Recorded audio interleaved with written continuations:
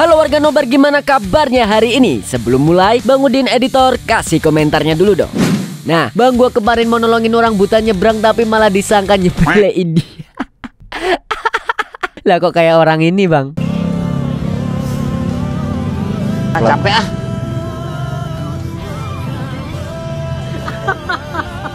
Sini, Mas Buran kasih tahu. Terkadang niat baik belum tentu diterima dengan baik. Kadang juga bisa membawa masalah untuk kita. Contohnya kayak polisi-polisi jujur ini. Niatnya baik mau memberantas kejahatan, tapi bukannya diapresiasi, tapi malah dipecat. Rudi Soik dipecat sebagai anggota Polda Nusa Tenggara Timur. Rudi diberhentikan tidak hormat selama bertahun-tahun melawan oknum-oknum perdagangan orang. Bahkan oknum-oknum yang ada di dalam badan penegakan hukum itu sendiri. Nah, sesuai request kali ini, Mas Burhan punya film yang cocok buat kalian semua. Film ini menceritakan tentang seorang pasukan khusus yang berniat menyelamatkan Sandra, tapi malah dituduh sebagai penjahatnya. Wah, penasaran gimana ceritanya? Langsung saja, siapkan mata, telinga, dan anu-anuan kalian semua. Mari kita nobar, dan inilah Counter Strike. No, métete, que ni nos vean. No, man. El hermano de la hija Díaz. ¿Qué andabas haciendo? Mismo que yo, cabrón. Viejas para que las levanten. ¡Hey, no! Este cabrón. Ya estuvo, vato, déjalas. ¿Y este vergas quién es?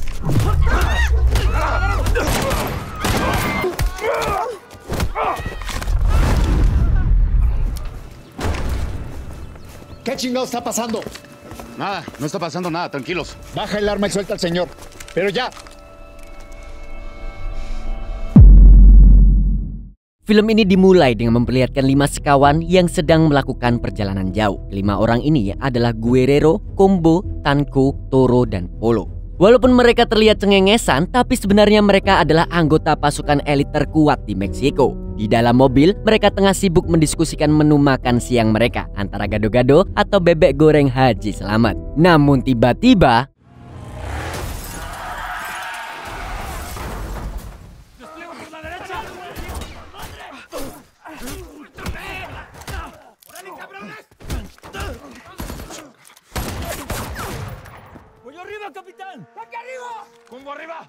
dan ya, sebelum melanjutkan ceritanya, mari kita flashback ke 72 jam sebelum insiden penembakan tersebut. Di sebuah warkop, Guerrero dan temannya yang bernama Tuco melihat sekelompok gangster yang sedang beraksi di depan kantor polisi. Di sini terlihat kalau kelompok gangster adalah penguasa sesungguhnya di wilayah itu, karena mereka bahkan berani melakukan kejahatan tepat di depan kantor polisi. Para gangster itu tampak ingin membawa paksa seorang gadis bernama Carla. Rupanya, Carla hendak melaporkan sesuatu kepada polisi yang sepertinya berkaitan dengan para gangster itu. Tentu saja, ibu Carla yang bernama Lucia berusaha mencegah para jamet tersebut. Sayangnya dia hanyalah wanita lemah di depan mereka. Melihat itu, Guerrero sebagai seorang perwira pun tak bisa tinggal diam. Dia lalu menghampiri mereka dan langsung memberikan pelajaran berharga untuk mereka. No, man. El hermano de la hija Díaz.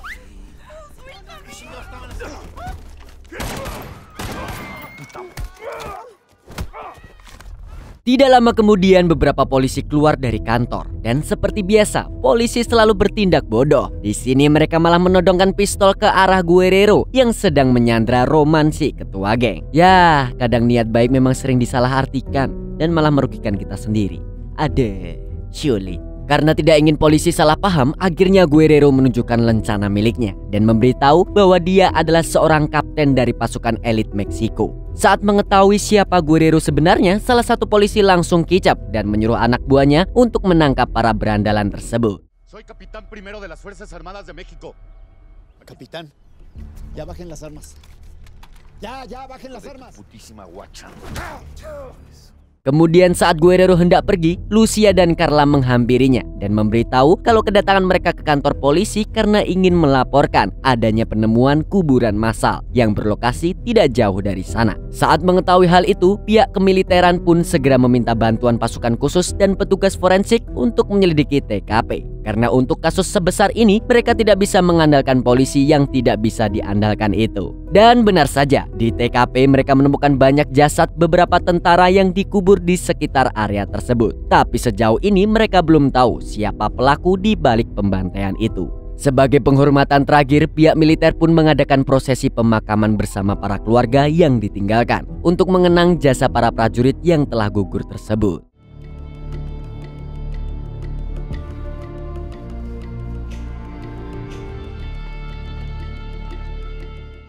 Penemuan mayat tentara itu pun menjadi viral dan diberitakan hampir di seluruh stasiun televisi Meksiko. Dari berita itu terkuak bahwa para prajurit itu tewas setelah disiksa dan dibunuh saat menjalankan misi menangkap seorang gembong barang haram bernama Josefo Urias. Dalam pertemuan ini, Josefo memberitahu kalau mereka harus berhati-hati terhadap Guerrero karena dia adalah pasukan elit yang tidak bisa dianggap remeh. Di waktu bersamaan, Josefo ternyata sudah mengutus orang untuk menculik Lucia dan Carla.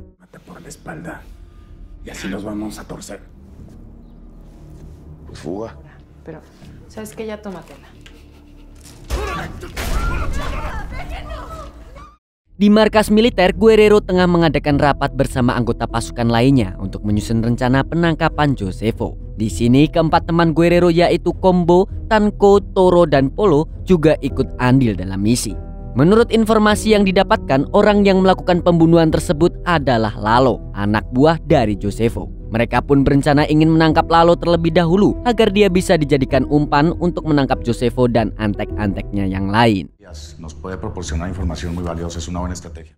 Keesokan harinya, mereka mulai menjalankan misi tersebut. Tidak butuh waktu lama, mereka berhasil meringkus Lalo yang lagi makan pecel lele.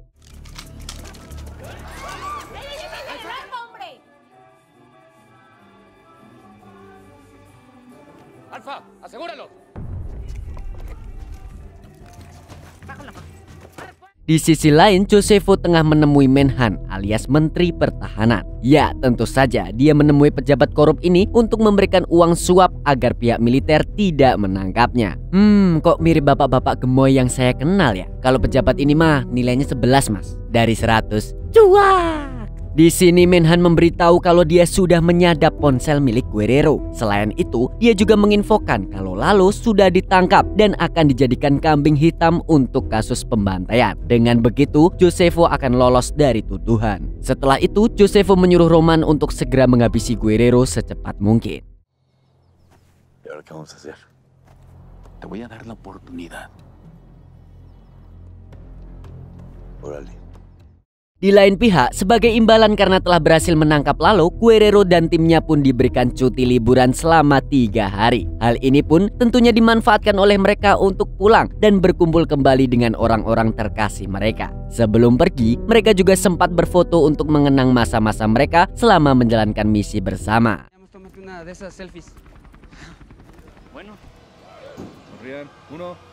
Namun siapa yang menduga kalau liburan mereka harus dihadapkan dengan insiden penembakan yang terjadi di awal film tadi. Dari sinilah kita tahu bahwa kelima sekawan ini diserang oleh anak buah Josefo yang ingin menghabisi Guerrero. Tapi sebagai pasukan elit, Guerrero CS mampu menumbangkan mereka dengan mudah. Namun tiba-tiba Roman datang membawa bala bantuan lain untuk menyerang.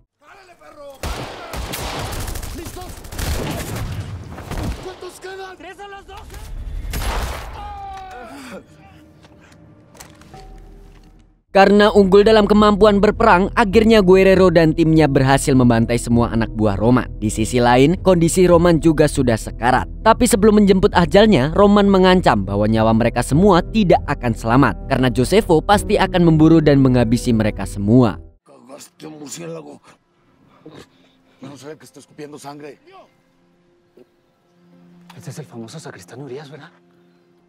Setelah itu Guerrero dan timnya memutuskan untuk pergi sebelum antek Josefo datang lagi. Di perjalanan, Guerrero juga menghubungi markas militer untuk meminta bantuan dan memberitahu bahwa mereka sedang diburu oleh Josefo dan gengnya. Tidak lama setelah Guerrero dan timnya pergi, Josefo dan anak buahnya datang ke tempat di mana jasad Roman berada. Saat melihat tubuh Roman yang sudah tidak bernyawa, Josefo pun langsung tersulut emosinya dan tidak terima dengan semua ini karena Roman sudah dia anggap seperti saudaranya sendiri. Demi membalas dendam, dia pun menyuruh anak buahnya untuk menangkap Guerrero yang sudah diketahui lokasinya dari ponsel Guerrero yang telah disadap. Ahí va ese cabrón. Síguelo. Di sisi lain, Guerrero dan kawan-kawan masih melanjutkan perjalanan dengan melalui jalur hutan menuju pos keamanan. Sayangnya jejak mereka keburu ketahuan oleh anak buah Josefo. Jadi mau tidak mau, mereka pun harus kembali terlibat dalam baku tembak.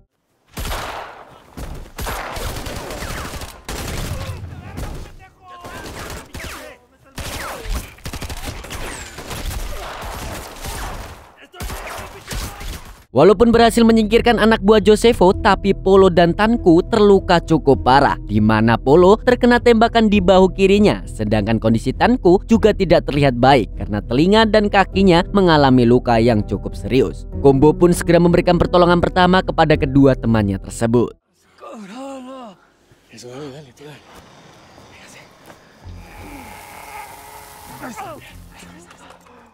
Di sisi lain, ternyata salah satu anak buah Josefo berhasil selamat dan dia melapor pada Josefo tentang apa yang terjadi. Saat itu, Josefo tidak terlihat khawatir sama sekali karena walaupun Guerrero berusaha kabur dan bersembunyi, dia pasti akan dengan mudah menemukannya kembali. Semua ini gara-gara si Menhan busuk itu. Kenapa sih pejabat tuh nggak ada yang benar?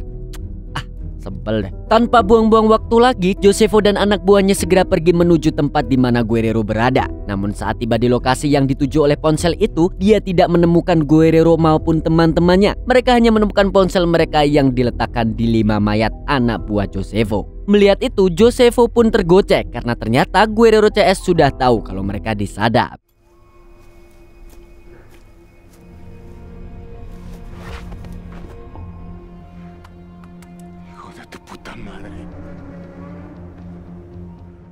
Di tempat lain, karena kondisi Polo dan Tanku yang terluka, mereka memutuskan untuk beristirahat sebentar. Combo pun kembali memeriksa luka tembakan Polo dan Tanku yang terlihat semakin memburuk. Sementara itu, Guerrero yang sempat mengambil ponsel milik Roman tampak terkejut saat menemukan sebuah video yang menunjukkan bahwa Menhan selama ini telah bersekongkol dengan Josefo.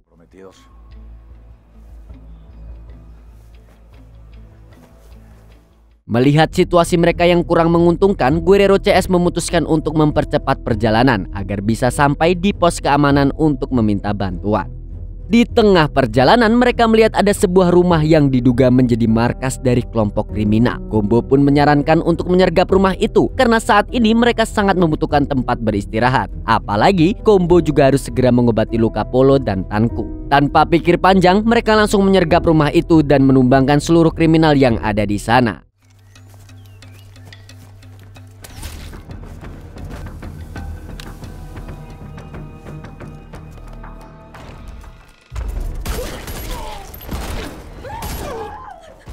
Akan tetapi mereka terkejut bukan main saat menemukan ada 2 sandera yang tengah disekap di rumah tersebut. Dan ternyata 2 korban itu adalah Lucia dan Carla yang diculik oleh anak buah Josefo sebelumnya. Melihat kondisi mereka yang sangat memprihatinkan, Guerrero CS pun berusaha menenangkan ibu dan anak ini. Mereka juga meyakinkan bahwa semuanya akan baik-baik saja. Se les va a brindar la atención de la revisión médica. Soy médico. ¿Cómo te llamas? ¿Me oyes? Selain itu, mereka juga berhasil menemukan beberapa senjata, peluru, dan bahan peledak yang disimpan di rumah tersebut. Karena kali ini, mereka juga perlu melindungi 2 warga sipil. Mereka pun harus semakin waspada dan berhati-hati dalam memutuskan setiap langkah. Walaupun beban yang mereka pikul ini sangatlah berat dan bisa mengancam nyawa, namun sebagai seorang prajurit tidak pernah ada kata menyerah dalam hidup mereka. Mereka akan terus berjuang mati-matian untuk menyelesaikan misi mereka ini. Ahora no somos nada más nosotros. Agarren suficiente munición.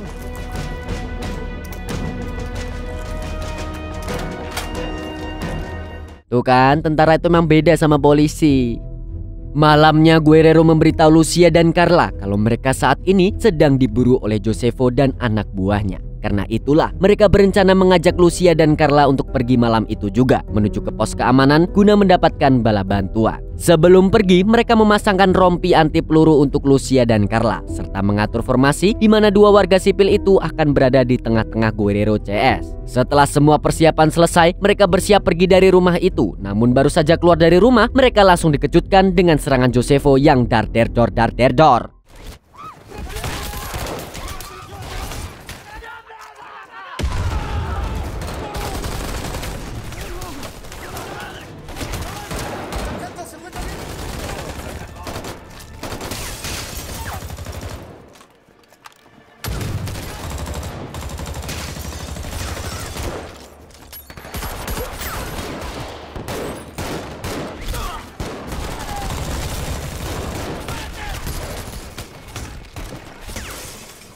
Karena kalah jumlah, kondisi Guerrero CS semakin terdesak dan mereka tidak bisa berbuat banyak selain berlindung di dalam rumah dan berusaha menyerang musuh dengan sisa amunisi yang tersisa. Di sisi lain, Lucia dan Clara yang tidak tega melihat para tentara berniat ingin ikut membantu melawan para jamet. Melihat keberanian ibu dan anak itu, akhirnya Guerrero mengajarkan mereka berdua bagaimana cara menggunakan senjata api. Sementara itu, Combo meminta Tanku untuk menggantikannya berjaga selagi dia mengobati Polo.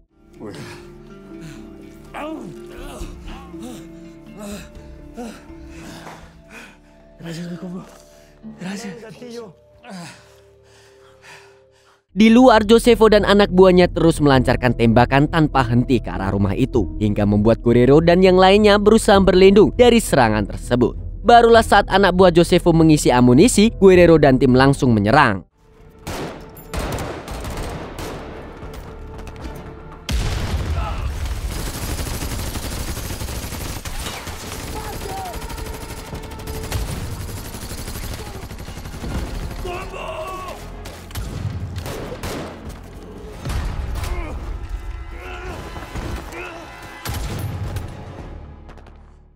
Salah satu tembakan Guerrero berhasil melukai bahu Josefo. Dan saat Josefo CS berhenti menyerang, Guerrero langsung memastikan bahwa seluruh timnya dalam kondisi baik-baik saja. Teriakannya itu pun segera direspon oleh semua anggota timnya. Namun sayangnya kondisi Tanku kurang begitu baik setelah terkena tembakan dari Josefo. Karena tidak bisa bergerak, Tanku hanya bisa berteriak untuk meminta persediaan amunisi. Karena Guerrero dan lainnya harus berjaga di posisi mereka, Carla pun menawarkan diri untuk mengantarkan amunisi kepada Tanku. Di saat yang bersamaan, beberapa anak buah Josefo diam-diam masuk ke dalam rumah lewat terowongan rahasia tanpa sepengetahuan mereka semua. Hingga sesaat kemudian, anak buah Josefo berhasil menerobos masuk dan langsung menyerang Tanku dan Carla yang saat itu berada tepat di hadapan mereka. Karena tidak ingin membahayakan teman-temannya, Tanku menyuruh Carla pergi dari sana. Lalu setelah itu, Tanku memutuskan untuk mengorbankan dirinya sendiri.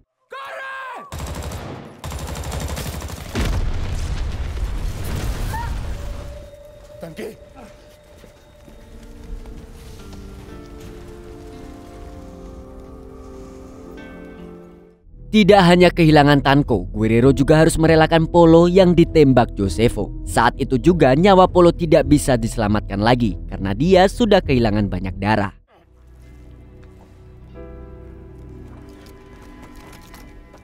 Tidak hanya Guerrero dan kedua temannya yang bersedih, Lucia dan Carla pun ikut merasakan kehilangan mereka berdua yang telah berjasa menyelamatkan mereka. Mereka berdua mendoakan agar amal ibadah Tanku dan Polo diterima di sisi Tuhan.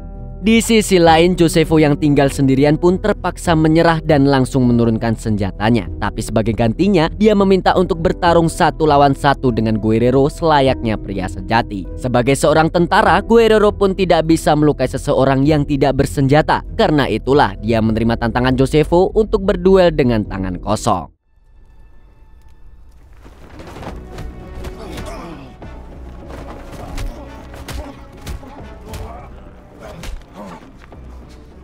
Awalnya Guerrero sempat kewalahan menghadapi serangan dari Josefo yang jago bela diri dan pernah jadi anggota PSHT. Namun saat dia teringat dengan pengorbanan kedua sahabatnya, semangat juangnya pun berkobar kembali. Dan untuk membalas kematian mereka, dia pun langsung melancarkan serangan yang bertubi-tubi.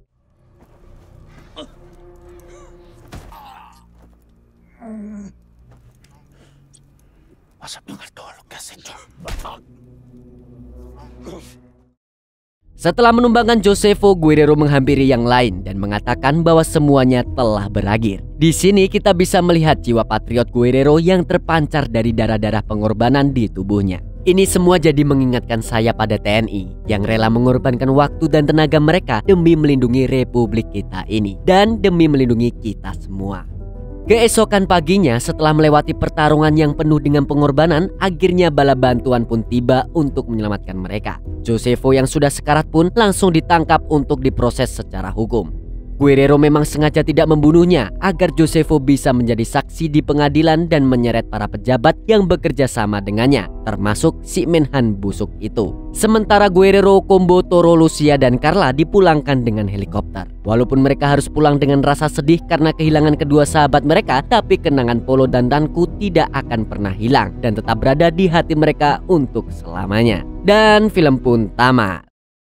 Nah, dari film ini kita bisa belajar bahwa kejahatan bisa terus menang kalau nggak ada orang baik yang mau berani bertindak. Walaupun niat baik ini memang resikonya tinggi, tapi mau nggak mau harus ada yang mau bergerak seperti Guerrero. Tapi untuk hukuman, tolonglah ya para pejabat ini dihukum dengan adil. Jangan kayak tukang korupsi di Wakanda yang bukannya dihukum seberat-beratnya malah diringankan seringan-ringannya. Aduh, bahkan dulu pernah ada yang cuma Rp5.000. Dikira beli gorengan buka puasa kali ya. Aneh-aneh aja.